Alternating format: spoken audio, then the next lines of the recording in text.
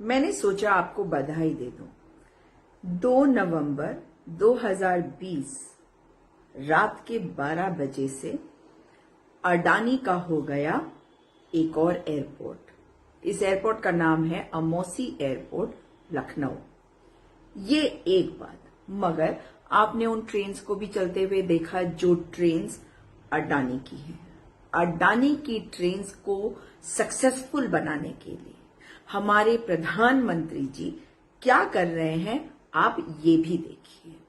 और ये मैं नहीं कह रही हूं, ये कह रहे हैं रेल कर्मी। किस प्रकार से रेलें नहीं चल रही, क्यों नहीं चल रही रेलें, आपने कभी सोचा है? इतना बड़ा नेटवर्क है हमारे ट्रेन्स का, हमारे रेलवे का, और आज हमारी ट्रेन्स चल नहीं रही। तो उसके पीछे का कारण है कि अगर हमारी ट्रेन्स नहीं चलेंगी तभी तो लोग अडानी की ट्रेन्स के टिकट खरीदेंगे। मैं नहीं कह रही, सुनिए। पैसेंजर से, अपने प्रधान से, अपने सभासद से, अपने नेता से, अपने सभी लोगों से पूछने का काम करिए। एक सवाल है, आप कहते हो साहब कोरोना की वजह से गाड़ियां बंद हैं, आपने सारा ट्रांसपोर्ट सेक्टर खोल दिया। जितने भी देश के अंदर ट्रांसपोर्टेशन हैं, चाहे वो बस का ट्रांसपोर्ट हो, चाहे वो एयरवेज हो, चाहे वो निजी गाड़ियां हो, सबको आपने खोल दिया विदाउट किसी, फ्रीक्वेंटली आप आओ जाओ, कोई दिक्कत नहीं, उससे कोरोना नहीं फैल रहा। आप इंडियन रेलवे को कोरोना के नाम पे बंद किए हो। ऐसा नहीं, कोरोना के नाम पे नहीं बंद किए। ये उन 150 गाड़ियों का टाइम एडजस्ट करने के लिए, उनका अच्छा टाइम स्लॉट देने के लिए एक टाइम टेबल बना रहे हैं। आईआईटी बॉम्बे को एक जिम्मेदारी दी गई है कि आप नया टाइम टेबल उन 150 गाड़ियों को ध्यान में रखते हुए बनाइए, और उन गाड़ियों को 200 किलोमीटर का सिग्नल क्लियर होना, लाइन क्लियर 200 किलोमीटर की होनी चाहिए। तो वो टाइम टेबल, चूंकि इंडियन रेलवे इतना बड़ा सिस्टम है, जब हम पहले टाइम टेबल बनाए तब 1 से 2 महीना लगता था, सिर्फ रिव्यू करते थे। आज हमें पूरा नया टाइम टेबल बनाना है तो वो काम 3 से 4 महीने का है। इन्होंने उस काम को जुलाई से शुरू किया है और ये दिसंबर तक खत्म कर लेंगे। दिसंबर तक आपकी कोई गाड़ियां नहीं चलेंगी।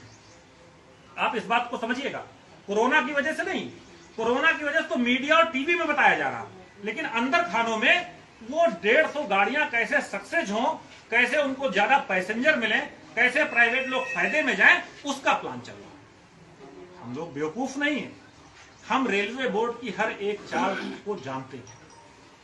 हम लोगों ने, हमारे महामंत्री जी ने आप सबके साथ मिलकर के निर्णय लेने का काम किया कि पूरे देश में 7,500 रेलवे स्टेशन है। कितने हैं? 7,500 रेलवे स्टेशन है, और हर स्टेशन पे एआईआरएफ और एनआरएमयू है। कोई ऐसा स्टेशन नहीं है जहां पे एआईआरएफ या उससे एफिलिएट्स यूनियन का प्रतिनिधि ना हो, कैडर ना हो, और उसके साथ काम करने वाले हमारे रेल के साथी ना। ठीक है, हो सकता है कि हम 12,26,000 रेल कर्मचारी इस लड़ाई के लिए बहुत छोटे हैं, हमारी कोई हैसियत ना हो, लेकिन कोई बात नहीं, हम उन लोगों को भी अपने साथ जोड़ने का काम करेंगे जो अप्रत्यक्ष रूप से रेलवे के सिस्टम में जुड़े थे। हमारे डेली पैसेंजर थे, हमारे यूजर थे, हमारे वकील थे, हमारे पत्रकार थे, हमारे प्रधान थे, गांव की वो गरीब जनता थी, गांव का वो आदमी, मजदूरी करने वाला आदमी। मैंने खुद अपनी आंखों से देखा है, निगोहा, बछरावा, हरचंदपुर से इंटरसिटी से जाने वाले वो लोग जो घर से 2 रोटी बना करके, थोड़ा नमक प्याज एक पोटली में बांध करके ट्रेन के जनरल डिब्बे में बैठ करके लखनऊ जाते थे, वहां काम करते थे, और शाम को आते समय वही रोटी और प्याज खाते थे, और स्टेशन के नल का पानी पीते थे, और अपने घर में चले आते थे एमएसटी बनवा करके। हम उन लोगों को भी इस लड़ाई में शामिल करने का काम करेंगे, और वो बहुत बड़ा तख्ता है, सरकार की चूल्हे हिल जाएंगी, लेकिन उसके लिए हमें अगुवाई करना पड़ेगा, हमें आगे आना पड़ेगा, हमको लोगों को लीड करना पड़ेगा, हमें लोगों को बताना पड़ेगा कि ये पूरे देश के साथ कुचक्र हो रहा है, ये सिर्फ आपके साथ नहीं हो रहा, ये उन सभी देशवासियों के साथ हो रहा है जो इस विधा में जुड़े हुए। निजीकरण एक मोनोपोली है, ठेकेदारी सबसे बड़ा भ्रष्टाचार का कारण है। 10 रुपए का सामान हम 100 रुपए में ठेकेदार से खरीदते हैं। अगर वही काम हमारा विभाग करे, एक उदाहरण देता हूं आपको, एलेस्थॉन एक कंपनी है जो रेलवे कोच को बनाती है, उसका एक एलएचवी कोचेस जिसकी कीमत 6 करोड़ रुपए है। ये सारी बातें जो मैं बोल रहा हूं ऑन रिकॉर्ड है, ऑन पेपर है, ये सब डाटा आपको मिल जाएगा जब आप चाहोगे। एलेस्थान एक कोच 6 करोड़ रुपए का देती है। हमारा कपूरथला का जो रेल कोच फैक्ट्री है वो 1 करोड़ 20 लाख में कोच बनाती है, सेम कोच, उससे अच्छी सुविधा का। हमारी जो MCF है, मॉडर्न रेल कोच फैक्ट्री है, LHP का वही कोच जो 6 करोड़ का एलेस्थान बेचती है, उसको हम 90 लाख में बनाते हैं।